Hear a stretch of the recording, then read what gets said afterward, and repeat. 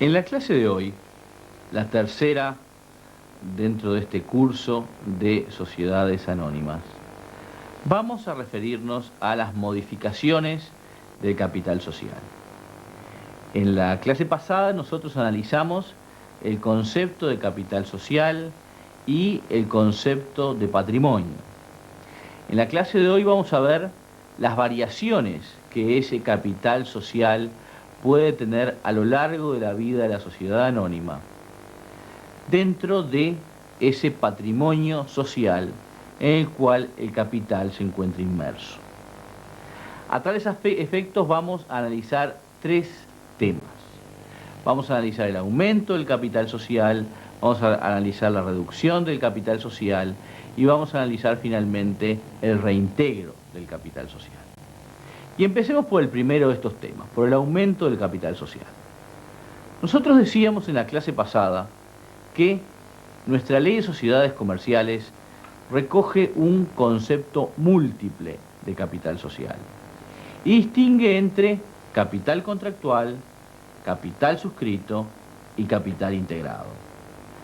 Por eso, cuando nosotros analizamos el aumento del capital social, vamos también a tener que referirnos al concepto de el aumento del capital contractual, al aumento del capital suscrito y el aumento del capital integrado, como conceptos que presentan peculiaridades diferentes.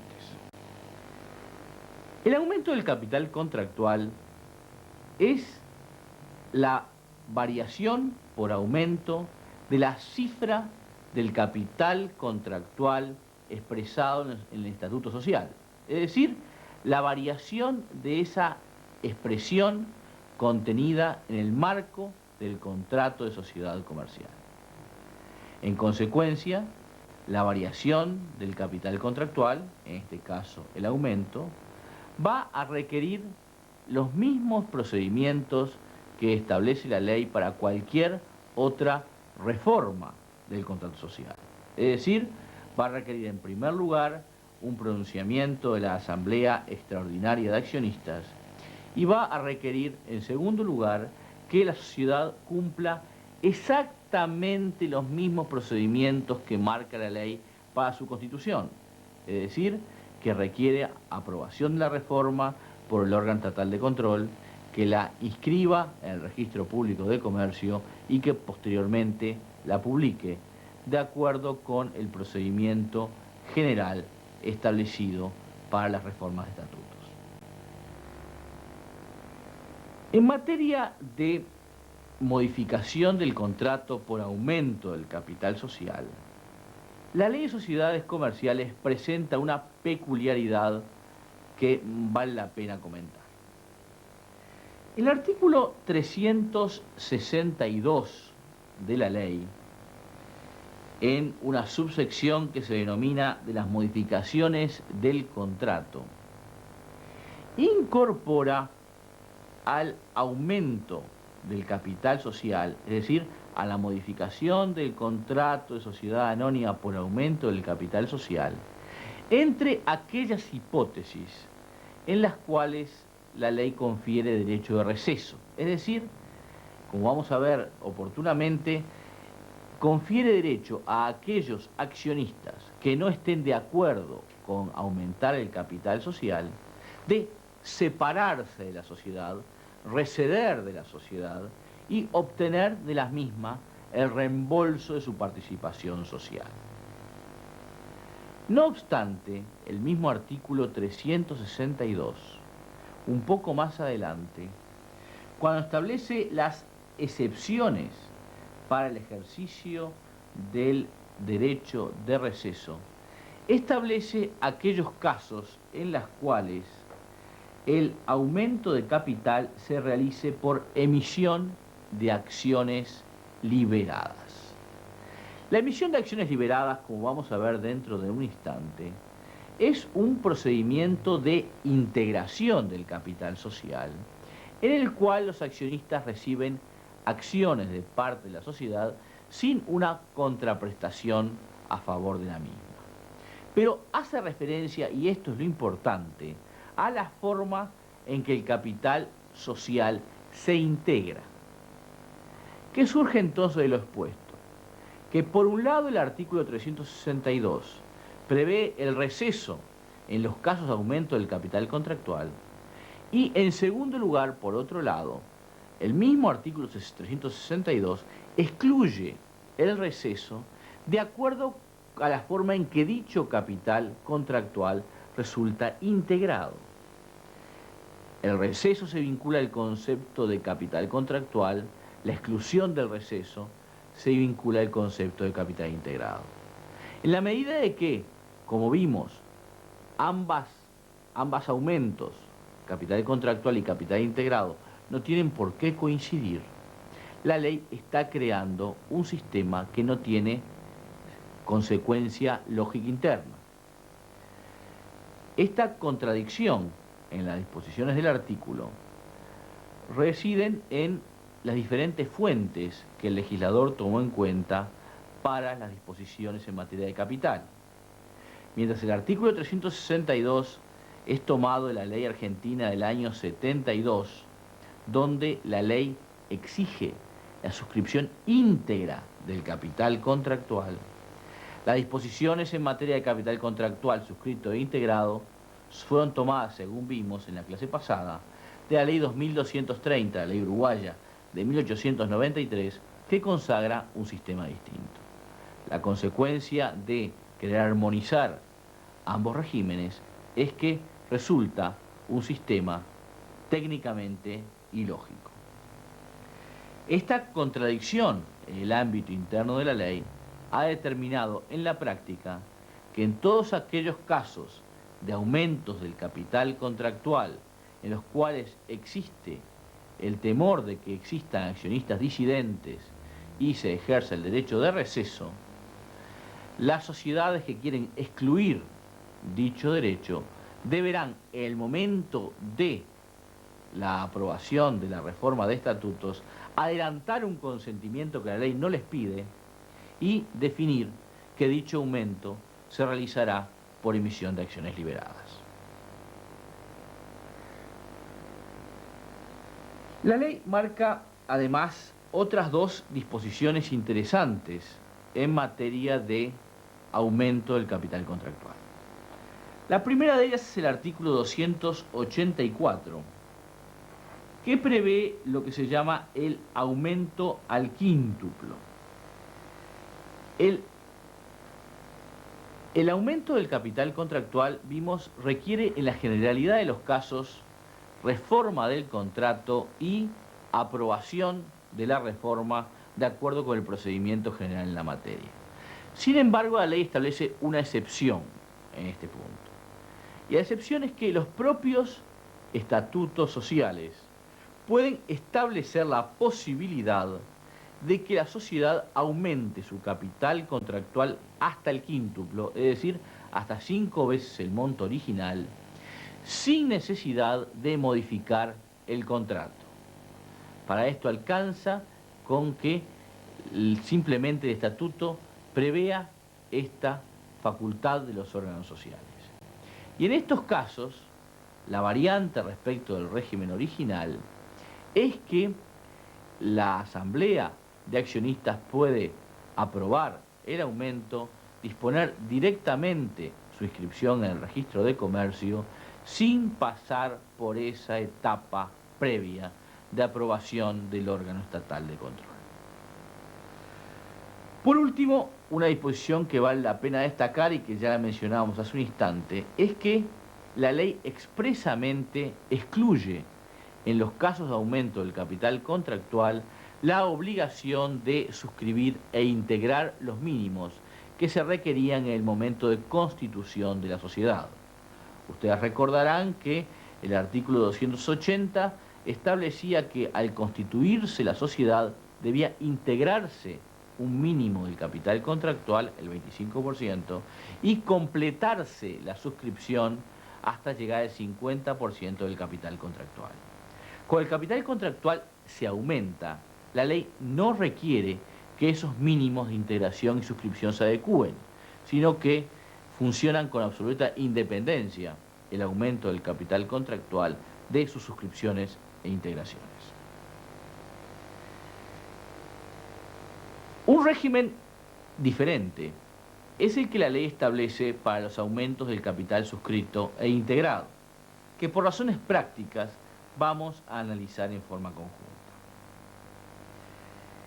En esta materia es importante distinguir entre dos modalidades diferentes de aumento. Por un lado, lo que vamos a llamar el aumento real de capital, y por otro lado lo que vamos a llamar el aumento nominal de capital.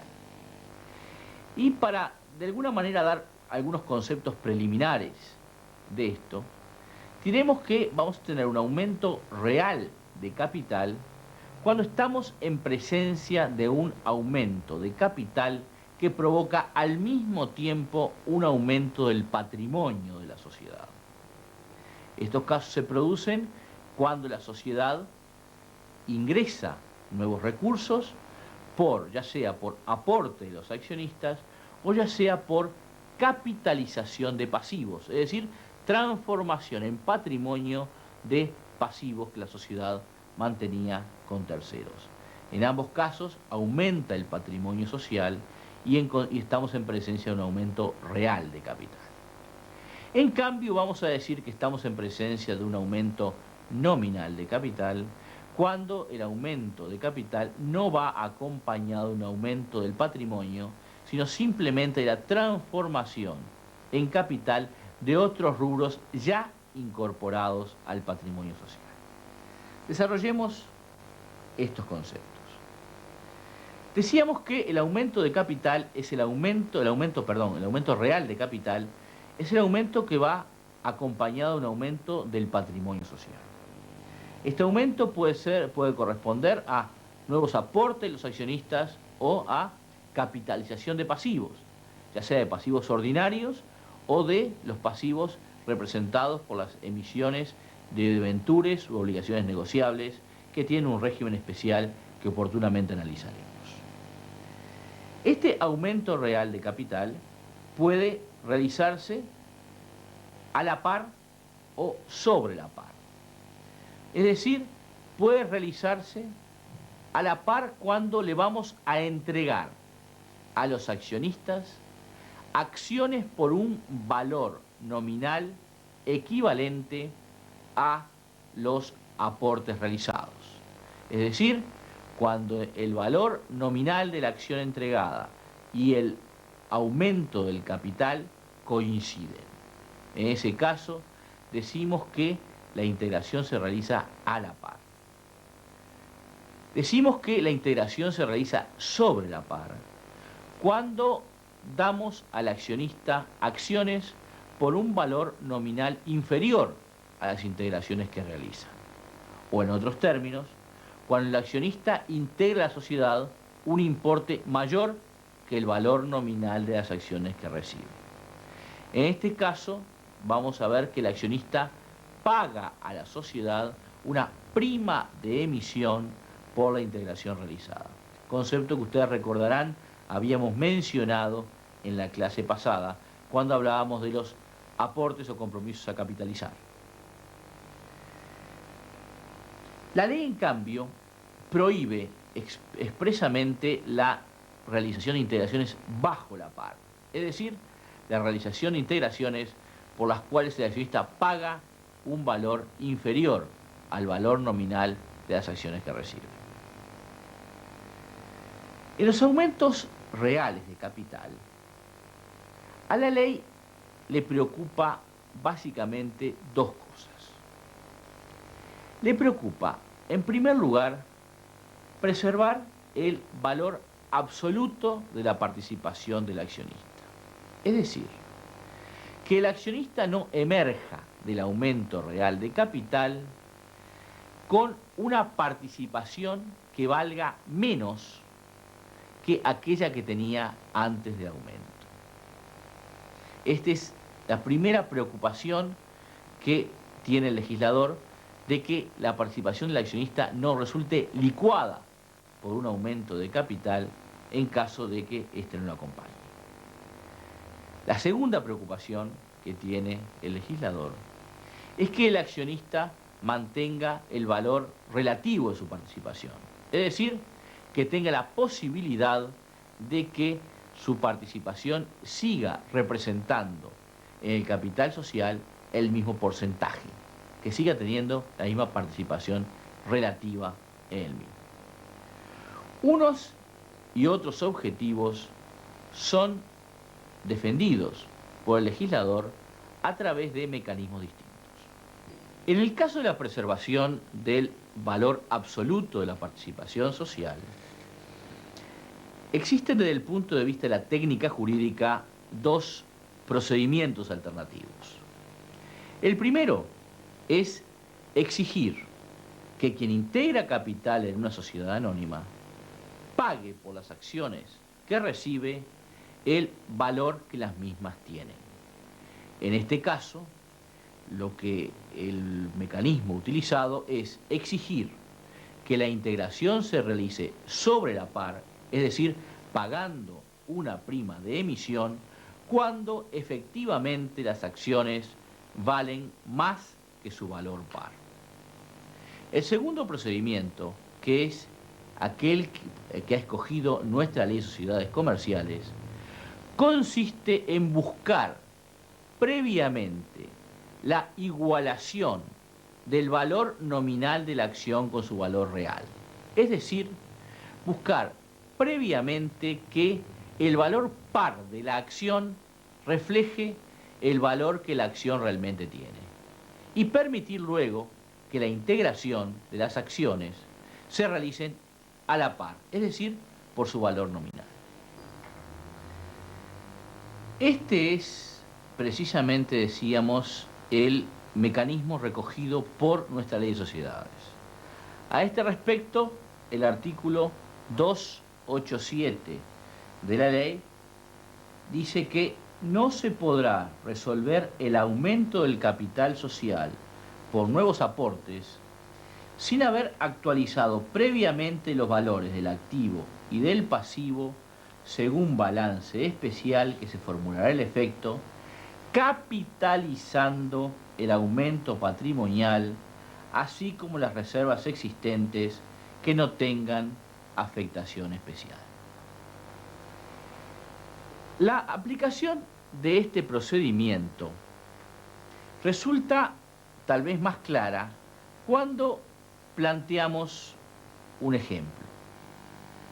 Partamos de la base de que la sociedad del caso tiene el balance especial que surge en pantalla, compuesto por sus rubros de activo, pasivo y patrimonio. Dentro de este último, a su vez, tenemos la composición de los rubros que lo integran: el capital integrado, los ajustes al patrimonio, la reserva legal y las reservas libres.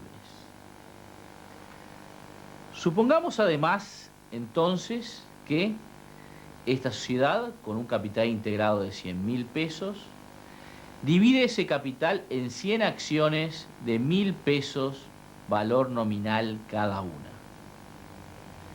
Si sumamos nosotros los rubros del patrimonio neto planteado, vamos a ver que el conjunto de los rubros patrimoniales suman 500.000 pesos. Esto determina que el valor real de la acción, producto de su participación patrimonial, sea igual al cociente de dividir el monto del patrimonio neto por el número de acciones, lo cual nos da un valor real de $5.000 por acción. Finalmente, a los efectos de completar nuestro planteo, supongamos que este capital integrado de 100 acciones por 100.000 pesos valor nominal se encuentra en poder de dos accionistas. El accionista A, con 60 acciones por un valor nominal de 60.000 pesos y un valor real de su participación de 300.000 pesos, y el accionista B, con 40 acciones con un valor nominal de 40.000 pesos y un valor real de su participación de 200.000 pesos. Tratemos de aplicar ahora a esta sociedad anónima una integración de capital de 150.000 pesos realizada por un accionista que se incorpora. De acuerdo con el régimen del artículo 287 que planteábamos, deberíamos dar dos pasos. En primer lugar, deberíamos capitalizar los ajustes al patrimonio y las reservas que no tengan afectación especial. Y luego deberíamos recibir la integración de capital. De acuerdo con el primer paso, el producto resultante sería el que surge del balance presentado, en el cual el activo se mantiene exactamente con la misma estructura, el pasivo es exactamente el mismo, y dentro del patrimonio neto vemos que los rubros incluidos como ajustes al patrimonio y reservas libres se han transformado en capital. Es decir, hemos realizado una capitalización de estos rubros patrimoniales. No capitalizamos en cambio la reserva legal, porque la reserva legal es una reserva con una afectación especial, prevista, como veíamos en la clase pasada, por el artículo 93 de la Ley de Sociedades Comerciales, y que en caso de desaparecer debería ser recompuesta por la sociedad comercial. Una vez realizada esta operación, procedemos a la integración de 250.000 pesos realizados por el nuevo accionista. Si vemos cómo se refleja esto en el balance, vamos a ver que el activo disponible ha aumentado en 150.000 pesos, de 50 pasó a 200.000 pesos, y el capital integrado ha aumentado también en 150.000 pesos, producto de la integración de acciones a la par. Si nosotros ahora tratamos de hacer el mismo procedimiento que hacíamos al principio, de indagar cuánto es el valor real de la acción y cuánto es el valor de la participación de cada accionista, veremos lo siguiente. El capital integrado ha pasado a ser de 630.000 pesos, dividido en 630 acciones de 1.000 pesos valor nominal cada una. El patrimonio neto ha pasado a ser de 650.000 pesos. En consecuencia, el valor real de la acción, producto de dividir el patrimonio neto por el número de acciones, ha pasado a ser de 1.032 pesos por acción. De 5.000 pesos que valía cada acción, han pasado a tener un valor de 1.032 pesos. Veamos ahora qué ha pasado con cada accionista. El accionista A, que tenía 60 acciones, ha recibido 228 acciones liberadas más, producto de la capitalización de los rubros patrimoniales.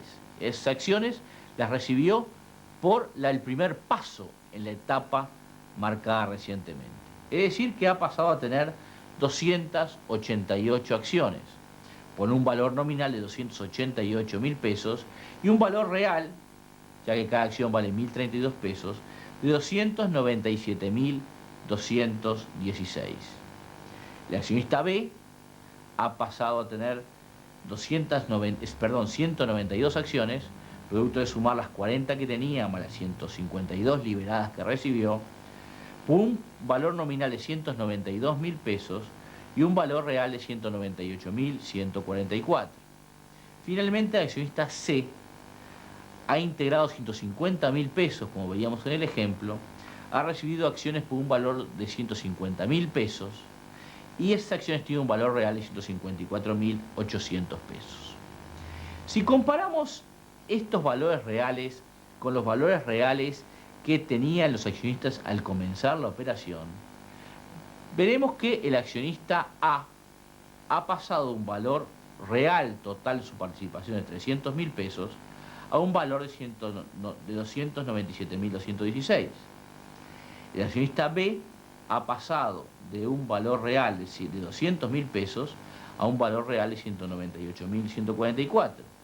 Y el accionista C ha integrado 150.000 pesos que hoy valen 154.800. Estos valores se aproximan a los valores originales, pero no son iguales.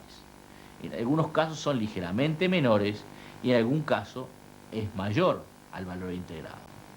Esto se debe a que la capitalización de reservas no ha sido total, sino que la ley ha dejado expresamente al margen una parte de las reservas, que son las que tienen afectación especial. No obstante, a través de este procedimiento, la ley ha realizado una aproximación razonable a la preservación del valor absoluto de las acciones. Aparte de la preservación del valor absoluto de la participación, es preocupación también del derecho la preservación del valor relativo de la participación. Es decir, la preservación de la participación porcentual que el accionista tiene en la sociedad. Y esta preservación del valor relativo de la participación la realiza la ley otorgándole al accionista básicamente dos derechos básicos. En primer lugar, el derecho de suscripción preferente. ¿Qué quiere decir esto? El derecho de integrar el aumento de capital en proporción a su participación en el mismo antes que cualquier otra persona extraña a la sociedad. De este modo, si el accionista acompaña el aumento integrando su porcentaje del mismo, seguirá manteniendo su participación relativa. El segundo mecanismo de protección es el derecho de separación o receso. Es decir, la ley le confiere al accionista que no acompañe ese aumento de capital el derecho de separarse de la sociedad y obtener de la misma el reembolso del valor de sus participaciones sociales. Es decir, si aun cuando el accionista no acompañe el aumento, la ley le permite que se vaya de la sociedad si no está de acuerdo y de esa manera no sufra el perjuicio de ver reducida su participación relativa. La segunda modalidad de aumento del capital social a la cual nos referíamos es el aumento nominal de capital. Es decir, el aumento de capital que no va acompañado de un aumento en el patrimonio social, sino que es producto de la capitalización de rubros patrimoniales. Nosotros ya vimos en la mecánica del artículo 287 que analizamos hace un instante que la primera etapa de ese procedimiento complejo implicaba la capitalización de aumentos de ajustes al patrimonio de reservas. Es decir, que en esa primera etapa ya tenemos un componente de aumento nominal de capital.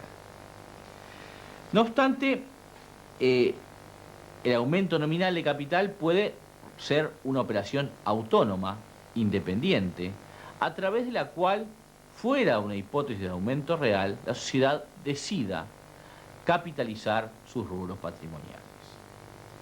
En este caso, la sociedad emite lo que se llaman acciones liberadas, es decir, acciones que no van a responder a un aporte efectivo de los accionistas, sino que responden simplemente a ese aumento nominal de capital. Y en consecuencia, esas acciones liberadas van a ser distribuidas entre los accionistas existentes a prorrata de sus respectivas tenencias de acciones. Un caso muy común de aumento nominal de capital es aquel en el cual los resultados del ejercicio se transforman en capital integrado y son conocidos en la jerga común con el nombre de pago de dividendos en acciones. El llamado pago de dividendos en acciones es una capitalización de los resultados del ejercicio con la consiguiente emisión de acciones liberadas que son entregadas a los accionistas a prorrata de sus respectivas tenencias de acciones. Esto puede resultar esclarecedor con un ejemplo. Partamos nuevamente de el balance de la sociedad que estamos analizando con su estructura de activos, pasivos y patrimonio. En este caso el patrimonio va a estar formado por el capital integrado, los ajustes del patrimonio, las reservas legales, las reservas libres y los resultados del ejercicio. Partamos ahora de la operación por la cual la sociedad decide capitalizar el resultado del ejercicio. Es decir, decide pagar un dividendo en acciones. En este caso, como surge del ejemplo, la sociedad tendrá, luego del aumento nominal, la misma estructura de activos, la misma estructura de pasivos, y en su patrimonio veremos que el rubro de resultados del ejercicio ha desaparecido y ha aumentado el rubro de capital integrado por un monto equivalente. No obstante, si sumamos el total del patrimonio social antes y después de esta operación de aumento nominal, vamos a ver que el patrimonio social no ha variado. Vamos a ver entonces qué ha pasado en este caso con los accionistas. Partamos de la situación en la cual la sociedad tiene un capital integrado de 100.000 pesos, formado por 100 acciones de 1.000 pesos valor nominal cada una. El patrimonio neto de la sociedad, producto de sumar los rubros patrimoniales, son 900.000 pesos. En consecuencia, el valor real patrimonial de la acción, producto de dividir el patrimonio neto entre el número de acciones, será de 9.000 pesos. Volvamos a la distribución de estas acciones entre dos accionistas. El accionista A, con 60 acciones, por 60.000 pesos valor nominal, con un valor real de su participación de 540.000 pesos. Y el accionista B, con 40 acciones, por un valor nominal de 40.000 pesos y un valor real de su participación de 360.000 pesos. Luego del aumento nominal de capital, vamos a ver que la sociedad ha pasado a tener un capital integrado de 500.000 pesos, integrado por 500 acciones de 1.000 pesos valor nominal cada una. Su patrimonio neto, en cambio, ha permanecido incambiado, son 900.000 pesos. Si nosotros buscamos el valor real de la acción, vamos a ver que el valor real de la acción se ha reducido, ya que 900.000 pesos divididos entre 500 acciones va a dar a 1.800 pesos de valor nominal cada acción. No obstante, si analizamos la situación de los accionistas, vamos a ver que el señor A va a tener ahora 300 acciones, 60 que tenía antes del aumento nominal, más 240 acciones liberadas que recibió como consecuencia del aumento. En consecuencia, sus 300 acciones van a tener un valor nominal de 300.000 pesos y un valor real de 540.000 pesos. El accionista B, por su parte, va a tener 200 acciones, 40 que tenía antes del aumento y 160 acciones liberadas que recibió como consecuencia del aumento. Sus 200 acciones van a tener un valor nominal de 200.000 pesos y un valor real de 360.000 pesos. Si comparamos la situación de los accionistas antes y después del aumento nominal de capital, vamos a ver que el valor de sus respectivas participaciones no ha variado. El mismo valor de acciones tienen antes y después del aumento real de capital, con la única diferencia de que el número de acciones representativas de dicho participación social ha aumentado. Ese accionista no tiene una participación que valga más, tiene más acciones por su misma participación social. Ese es el efecto de un aumento nominal de capital que no determina un incremento patrimonial para la sociedad. La ley establece que en determinadas hipótesis el aumento nominal de capital resulta preceptivo. Esto lo establece el legislador a los efectos de buscar cierta proporción entre el valor del capital integrado de la sociedad y el valor de su patrimonio neto. El artículo 288 dice que una vez aprobado el balance general de la sociedad, cuando el capital social represente menos del 50% del capital integrado más las reservas, la sociedad deberá capitalizar reservas hasta alcanzar por lo menos aquel porcentaje. Este aumento nominal de capital por capitalización de reservas tiene un régimen muy especial, ya que, en primer lugar, puede ser dispuesto por el órgano de administración, es decir, no requiere decisión de asamblea de accionistas. En segundo lugar, no requiere tampoco conformidad administrativa, es decir, en los casos que este aumento de capital integrado requiera actualización del capital contractual, este capital contractual no tiene por qué ser sujeto a la aprobación del órgano administrativo de control, sino que puede ser simplemente inscripto en el Registro Público de Comercio y publicado, con lo cual se completaría la reforma.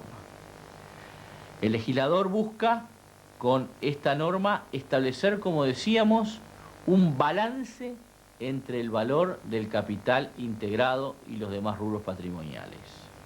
Busca que el valor del capital integrado sea en todo momento mayor o igual al 50% de la suma del valor del capital integrado más las reservas.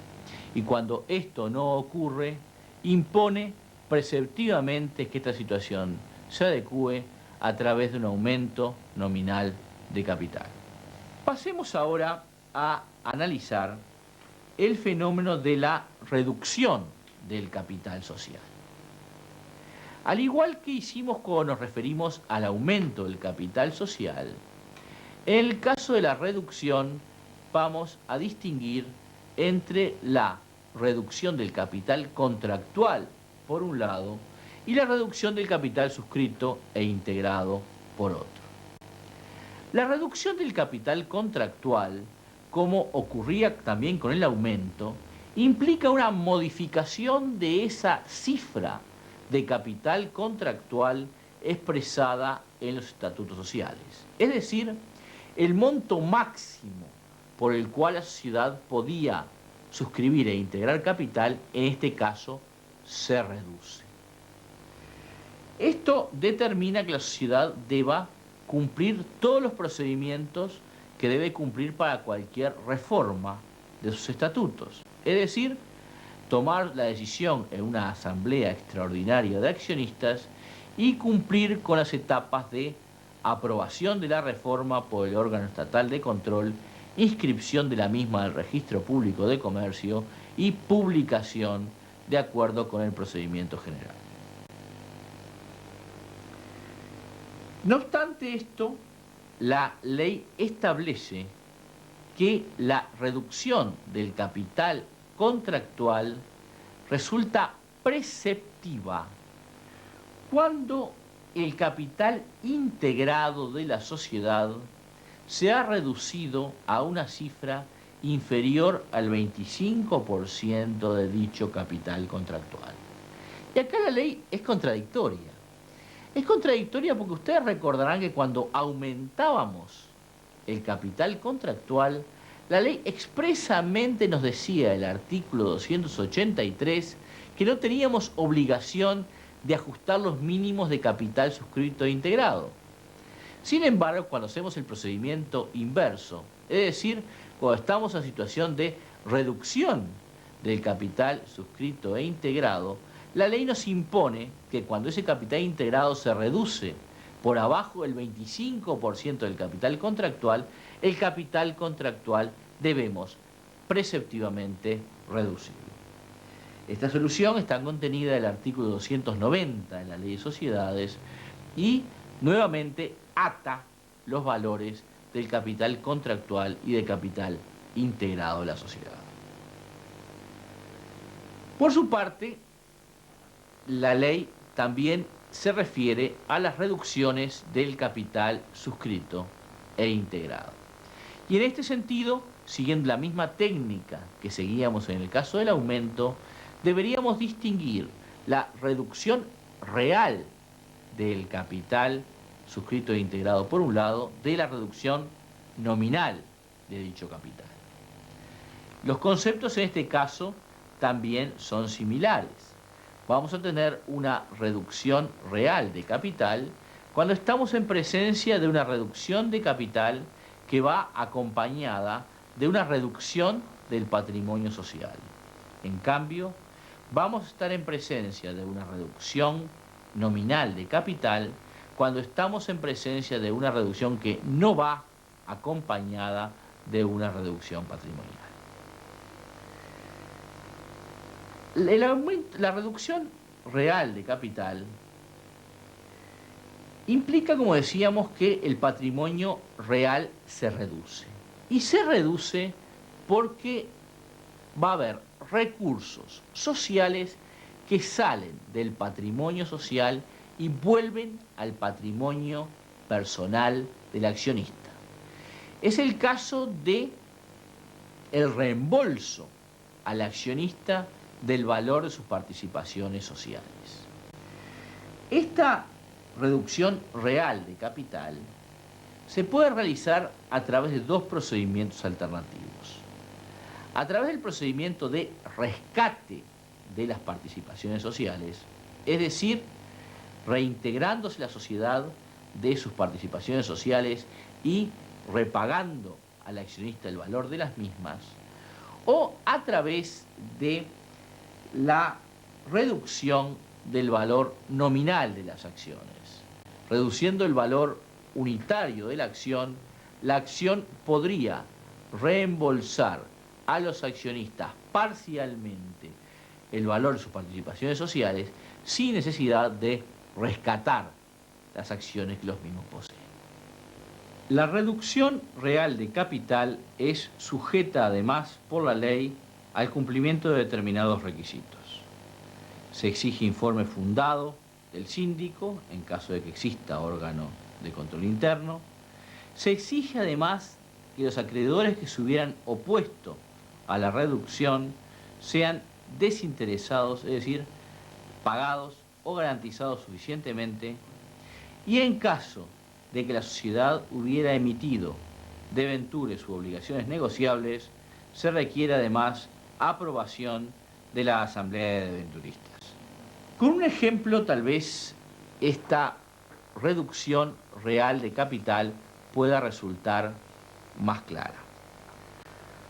Partamos de la base del balance de la sociedad anónima que se expone en pantalla, en la cual la sociedad tiene su estructura de activos, sus pasivos y un patrimonio neto integrado solamente por dos rubros: el capital integrado y los ajustes al patrimonio. Supongamos entonces que esta sociedad decide rescatar acciones por un monto total de 150.000 pesos. Es decir, que resuelve repagar a los accionistas 150.000 pesos por concepto de reducción real de su capital. En este caso, surge del ejemplo cómo quedaría presentado el balance social luego del rescate. En primer lugar, ustedes verán que el activo se ve reducido. El activo disponible de 300.000 pesos se ha reducido a 150.000 pesos. ¿Por qué? Y porque le trajimos del mismo 150.000 pesos que los hemos repagado a los accionistas. Por su parte, también el patrimonio neto se ha reducido. Y en este caso, ustedes apreciarán que no hemos deducido los 150.000 pesos del valor del capital, sino que han sido deducidos porcentualmente, en forma proporcional, del capital integrado y los ajustes al patrimonio. Y la razón de esa imputación proporcional es que el rubro de ajustes al patrimonio, nosotros habíamos dicho en la clase pasada, que es un rubro que de alguna manera regulariza el valor del patrimonio neto, porque adecúa el valor del patrimonio al efecto de la pérdida de poder adquisitivo de la moneda. En ese sentido, los ajustes al patrimonio están de alguna manera ajustando el valor del patrimonio, del capital social.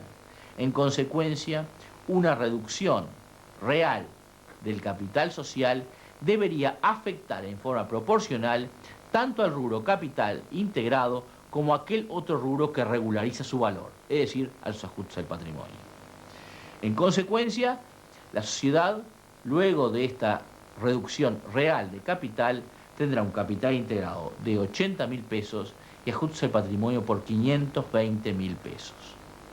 Si ustedes comparan este patrimonio con el patrimonio inicial de la sociedad, verán que este patrimonio se ha reducido en los 150.000 pesos que la sociedad reembolsó a sus accionistas.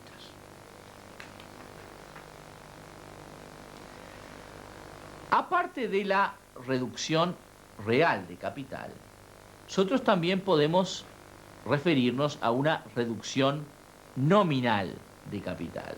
Es decir, una reducción de capital en la cual no existe reducción del patrimonio neto, sino que simplemente se produce por adecuación de los rubros dentro del patrimonio neto de la sociedad. Y este es el caso típico en el cual la sociedad tiene pérdidas acumuladas en su patrimonio que desea borrar contra la afectación del capital integrado.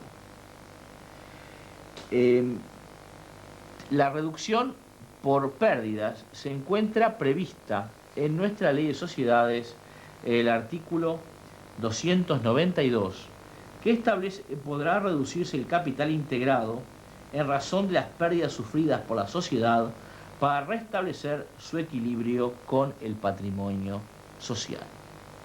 Un ejemplo va a esclarecer la forma en que esta reducción nominal se realiza. Partamos de la sociedad cuyo estado de situación patrimonial aparece en el cuadro, con estructuras de activos y pasivos y patrimonio que se demuestra. Dentro del patrimonio llamamos a ustedes la atención que tenemos un capital integrado de 100.000 pesos, tenemos ajustes al patrimonio por 650.000 pesos y tenemos luego pérdidas acumuladas, o sea, resultados acumulados de signo negativo por 300.000 pesos. Estas 300.000 pesos de pérdidas acumuladas se restan del patrimonio. Es decir, que el patrimonio neto de la sociedad va a ascender a 450.000 pesos. Supongamos ahora que queremos hacer desaparecer estas pérdidas y enjugar estas pérdidas con capital. El resultado de esta reducción nominal absorbiendo pérdidas con capital será el siguiente. Vemos que el activo permanece incambiado, ya que no dispusimos de ningún recurso social para esta reducción nominal. El pasivo también resulta incambiado. Y dentro del patrimonio neto se ha producido una mutación, ya que han desaparecido las pérdidas acumuladas que queríamos eliminar y esas pérdidas acumuladas se han imputado proporcionalmente a la reducción del capital integrado y de los ajustes al patrimonio. De modo tal de que el capital integrado social pasará a ser de 60.000 pesos y los ajustes al patrimonio de 390.000 pesos. Hemos reducido el capital integrado y esta reducción del capital integrado la hemos realizado sin que disminuya el patrimonio neto, ya que si sumamos los rubros patrimoniales veremos que los mismos suman los mismos 450.000 pesos que el patrimonio tenía antes de la reducción patrimonial. Esta reducción del patrimonio, del capital integrado en forma nominal En algunos casos es exigida por la ley con carácter obligatorio. El artículo 293 de la ley dispone que la reducción será obligatoria cuando las pérdidas insuman las reservas y el 50% del capital integrado. Es decir, cuando la ley ve que las pérdidas acumuladas son muy importantes y afectan la propia viabilidad social, empujándola a una situación próxima a la disolución por pérdidas, como vamos a ver oportunamente, la ley dispone que deben sanearse esas pérdidas acumuladas realizando en forma preceptiva una reducción nominal de capital. Nosotros creemos que el concepto de reservas utilizado por el artículo 293 está utilizado como sinónimo de aquellos rubros patrimoniales que no son capital. Es decir, que en el caso del ejemplo, los ajustes al patrimonio serían para la definición, para la norma legal, reservas para la aplicación de la disposición. Por último, la última de las figuras que queremos analizar en la clase de hoy es el reintegro del capital social. Reintegro del capital social que, para definirlo en forma, yo diría, muy lineal, podríamos decir que es una figura compleja, un negocio complejo, que involucra al mismo tiempo una reducción nominal y un aumento real de capital para recomponer el valor del capital integrado. Y vamos a tratar de explicar esta figura. En determinadas situaciones de pérdidas importantes de la sociedad, para sanear la situación social, puede resultar necesario no solamente absorber las pérdidas contra capital, sino repagar el capital perdido a los efectos de restaurar el nivel que él mismo tenía. Para esto, entonces, debe hacerse una operación fuelle o acordeón, como se ha definido en algún caso, por la cual, en primer lugar, absorbemos las pérdidas y luego recibimos el aporte de los accionistas a los efectos de restablecer el valor del capital. Un ejemplo va a esclarecer cómo se realiza este procedimiento. Partimos nuevamente del balance de la sociedad, en el cual tenemos la estructura de activos que surge en pantalla, la estructura de pasivos y el patrimonio neto compuesto por un capital integrado de 100.000 pesos, ajustes al patrimonio por 650.000 pesos y luego resultados acumulados que se deducen del patrimonio por 720.000 pesos. En suma, el patrimonio neto de la sociedad asciende a 30.000 pesos. El primer paso para realizar un reintegro de capital social decíamos que es absorber pérdidas contra capital, es decir, realizar una reducción nominal del capital social. A estos efectos, activos y pasivos van a permanecer incambiados y en el patrimonio neto vamos a afectar las pérdidas acumuladas en forma proporcional al capital integrado y a los ajustes al patrimonio. En consecuencia, vamos a ver que el capital integrado se va a reducir a 4.000 pesos y los ajustes al patrimonio a 26.000 pesos, consecuencia de la absorción de pérdidas. Acto seguido, la sociedad va a recibir el aporte de capital, el aporte real de capital de sus socios a los efectos de restablecer el valor del capital integrado.